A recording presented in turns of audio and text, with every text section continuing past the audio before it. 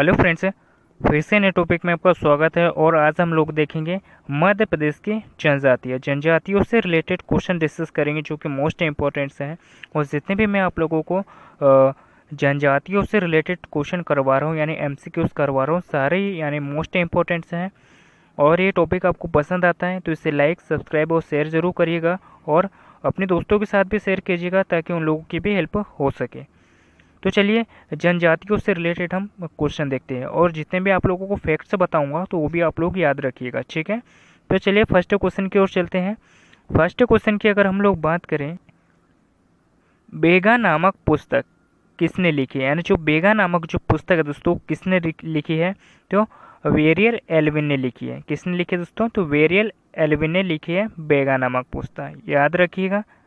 Next question देखते हैं, सहरिया जनजाति के निवास स्थान को क्या कहा जाता है, यानी जो सहरिया जनजाति के जो निवास स्थान को क्या कहा जाता है दोस्तों, तो अगर हम लोग बात करें तो सहराना कहा जाता है सहरिया जनजाति के निवास स्थान को।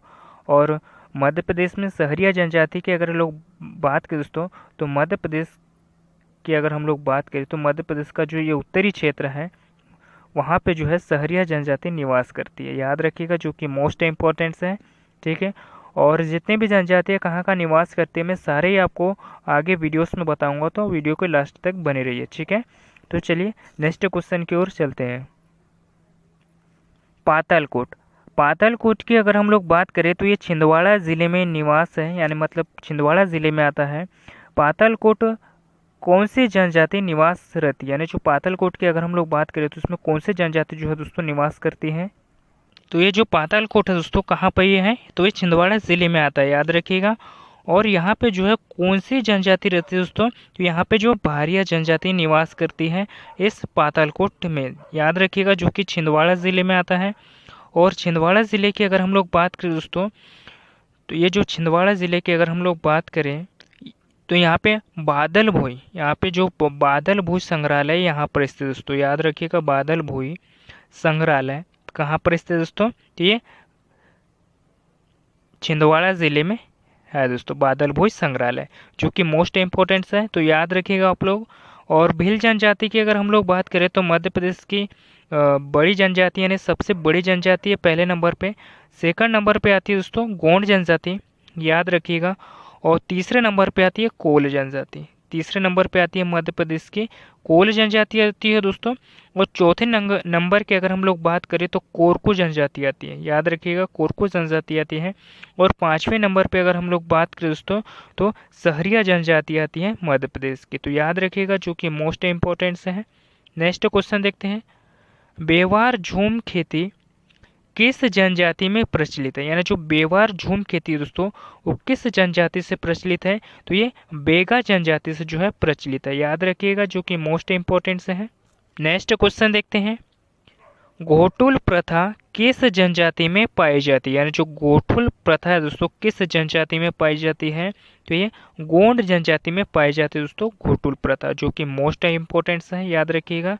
नेक्स्ट क्वेश्चन देखते हैं, भगोरिया नृत्य किस जनजाति में प्रचलित है, यानी जो भगोरिया नृत्य जो है वो किस जनजाति में प्रचलित है दोस्तों, एमपी फॉरेस्ट गार्ड 2015 में ये क्वेश्चन जो है पूछा गया था कि जो भगोरिया नृत्य दोस्तों वो किस जनजाति से प्रचलित है, तो भील जनजाति से प्रचलित है। और भील जनजाति को दोस्तों ये भगोरिया जो है उत्सव भी है, याद भी रखिएगा, जो कि मोस्ट इम्पोर्टेंट है। और अभी पिछले दिनों में यानी कुछ हाल ही के दिनों में जो है दोस्तों मध्य प्रदेश में भगोरिया उत्सव मनाया गया है। और ये अनूपपुर झाबुआ ज़िलों में यानी उनके कुछ गांवों में भी मनाया गया है और झाबुआ ज़िलों में भी मनाया गया, याद रखिएगा, जो कि मोस्ट इम्पोर्टेंट है दोस्तों।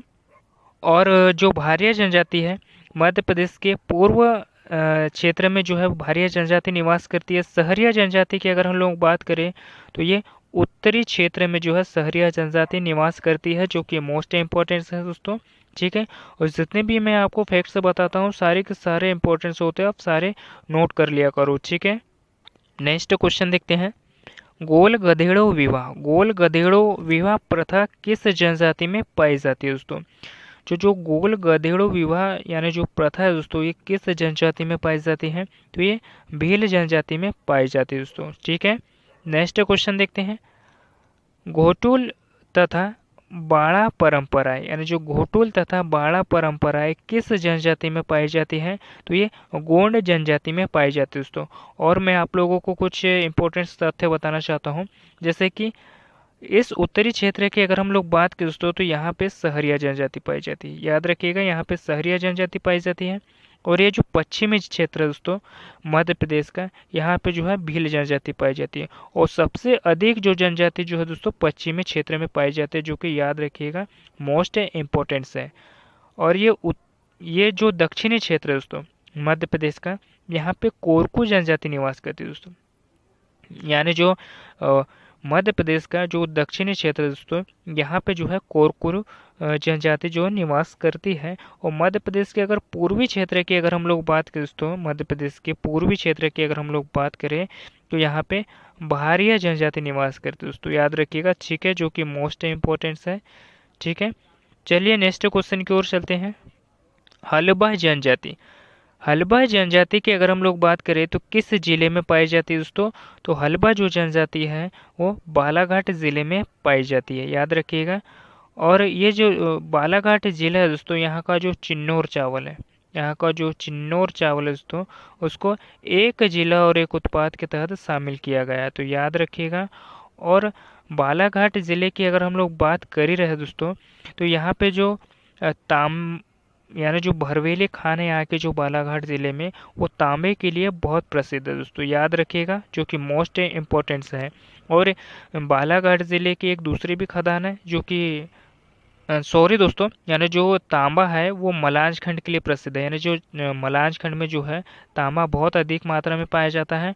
और जो भरवेली है दोस्तों, भरवेली की अगर हम लोग बात करें तो यहाँ पे मैंगनीज की खदान है दोस्तों भरवेली। ठीक है, याद रखिएगा, जो कि मोस्ट इम्पोर्टेंट्स है। नेक्स्ट क्वेश्चन देखते हैं।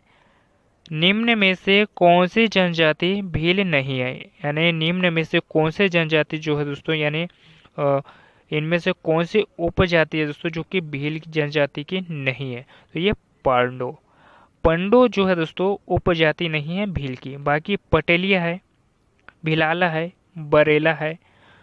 ठीक है, ये जो उपजातियां है दोस्तों, यानी ये जो उपजातियां है ये भील की उपजातियां, याद रखिएगा, जो को मोस्ट इम्पोर्टेंट है। ठीक है, नेक्स्ट क्वेश्चन देखते हैं। निम्नलिखित में से कौन मध्य प्रदेश में विशेष पिछड़े जनजाति के रूप में घोषित नहीं है। निम्नलिखित में से कौन मध्य प्रदेश में जो है विशेष पिछड़े जनजाति के रूप में जो है वो घोषित नहीं है दोस्तों, तो पनेका जनजाति। बेगा जनजाति की अगर हम लोग बात करें दोस्तों, मध्य प्रदेश की पिछड़ी जनजाति, याद रखिएगा। भारिया जनजाति भी हमारे मध्य प्रदेश की जो है पिछड़ी जनजाति है। और सहरिया जनजाति की अगर हम लोग बात करें दोस्तों, तो ये भी हमारे मध्य प्रदेश की पिछड़ी जनजाति है। और मध्य प्रदेश में टोटल कितनी जनजाति है दोस्तों, तो 46 जनजातियाँ, याद रखिएगा। जिसमें से जो है 3 जनजातियों को जो है दोस्तों, यानी पिछड़े जनजातियों के रूप में जो घोषित किया गया, याद रखिएगा, जो कि ये 3 जनजातियाँ ये है। ठीक है, बेगा, भारिया और सहरिया। ठीक, और टोटल जनजाति कितनी है मध्य प्रदेश में, तो 46 है। लेकिन कभी कभी आपको दोस्तों है ना 47 भी जो है ऑप्शन में देखने को मिल जाता है, तो थोड़ा ध्यान दीजिएगा। ठीक है, नेक्स्ट क्वेश्चन देखते हैं। सरहुल नृत्य मुख्यतः किस जनजाति द्वारा किया जाता है, यानी जो सरहुल नृत्य है वो मुख्यतः किस जनजाति द्वारा किया जाता है। एमपी पटवारी 2008 में ये क्वेश्चन पूछा गया है दोस्तों, याद रखिएगा। जो सरहुल नृत्य है मुख्यतः किस जनजाति द्वारा किया जाता है, तो ये जो सरहुल नृत्य है ये उराव जनजाति द्वारा किया जाता है, याद रखिएगा। ठीक है, नेक्स्ट क्वेश्चन देखते हैं। निम्न में से कौन सी गोंड की जो है वो उपजाति नहीं है, यानी इनमें से बताना है दोस्तों आप लोगों को कि इनमें से जो गोंड की उपजाति नहीं है दोस्तों, तो ये भारिया, भारिया जनजाति की अगर हम लोग बात करें दोस्तों, तो ये गोंड की उपजाति नहीं है। प्रधान, अगरिया, सोलाहास, ये सभी जो है दोस्तों गोंड की जो है उपजातियाँ है। क्या है, उपजाति है, याद रखिएगा। और उपजातियों से रिलेटेड आपको परीक्षा में क्वेश्चन जो आपको देखने को मिलेंगे, जो कि मोस्ट इम्पोर्टेंट है। नेक्स्ट क्वेश्चन देखते हैं। निम्नलिखित में से कौन सी जनजाति मध्य प्रदेश में पाई जाती है। यानी निम्नलिखित में से कौन सी जनजाति दोस्तों मध्य प्रदेश में पाई जाती है। एमपीपीएससी 2014 में ये क्वेश्चन पूछा गया था। तो कौन सी जनजाति है दोस्तों जो कि मध्य प्रदेश में पाई जाती है। तो भारिया जनजाति, इसको भोरिया लिखा हुआ है तो ये भारिया जनजाति आप लोग कर लीजिएगा। लेकिन संथाल जनजाति, जाखा, हो, ये जनजाति जो है दोस्तों हमारे मध्य प्रदेश में नहीं पाई जाती है, याद रखिएगा। ठीक है, नेक्स्ट क्वेश्चन देखते हैं। नाहर, कठमेना, बिजवार किस जनजाति की उपजातियां है। नाहर, कठमेना, बिजवार किस जनजातियों की जो है उपजाति है दोस्तों। तो ये बेगा जनजातियों की उपजातियां। ठीक है, कौन बेगा जनजाति की कौन कौन सी यानी उपजातियां हैं। तो नाहर है, कठमेना, बिजवार, ये तीनों जनजातियां दोस्तों यानी बेगा जनजाति की उपजातियां हैं। तो याद रखिएगा, जो कि मोस्ट इम्पोर्टेंट से हैं। नेक्स्ट क्वेश्चन देखते हैं। मध्य प्रदेश के किस जिले में सर्वाधिक अनुसूचित जनजाति जो जनसंख्या है वो पाई जाती है। तो मध्य प्रदेश के किस जिले में जो है वो सर्वाधिक अनुसूचित जो जनजाति है यानी जनसंख्या पाई जाती है दोस्तों। तो झाबुआ में, याद रखिएगा, जो कि मोस्ट इम्पोर्टेंट है। झाबुआ ज़िले में अगर हम लोग बात करें दोस्तों तो सर्वाधिक जो जनजाति है वो पाई जाती है यहाँ पे झाबुआ में। और झाबुआ ज़िले की एक खास बात आपको मैं बताना चाहूँगा कि यहाँ पे जो कड़कनाथ मुर्गा है दोस्तों, यहाँ पे कड़कनाथ जो मुर्गा है वो यहाँ पे पाया जाता है।